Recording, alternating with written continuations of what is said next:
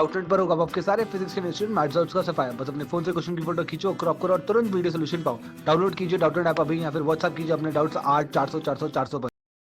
इस क्वेश्चन के अंदर हमें दो स्टेटमेंट्स दे रखी है। हमें बताना है कि क्या ये स्टेटमेंट्स ट्रू हैं या नहीं, और क्या सेकंड स्टेटमेंट हमारी फर्स्ट स्टेटमेंट का करेक्ट एक्सप्लेनेशन है या नहीं।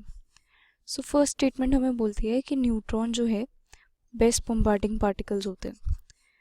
तो ये स्टेटमेंट ट्रू है। न्यूट्रॉन्स सबसे ज़्यादा बेस्ट बम्बार्डिंग पार्टिकल्स माने जाते हैं। और स्टेटमेंट टू हमें दे रखी है कि न्यूट्रॉन्स आर न्यूट्रल पार्टिकल्स। तो स्टेटमेंट टू भी ट्रू है। तो क्योंकि न्यूट्रॉन्स जो होते हैं ये न्यूट्रल होते हैं, तो ये हमारे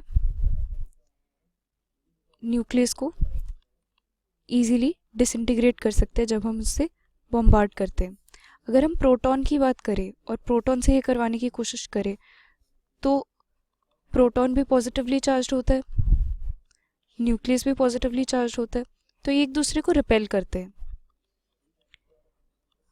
और सिर्फ न्यूट्रॉन और प्रोटॉन ही ऐसे दो पार्टिकल्स हैं जिनका जो मास है वो न्यूक्लियस के सामने हम कंपेयर कर सकते हैं, कंपेरेबल है। इलेक्ट्रॉन की तरह नहीं है कि मास कंपेरेबल ही नहीं है।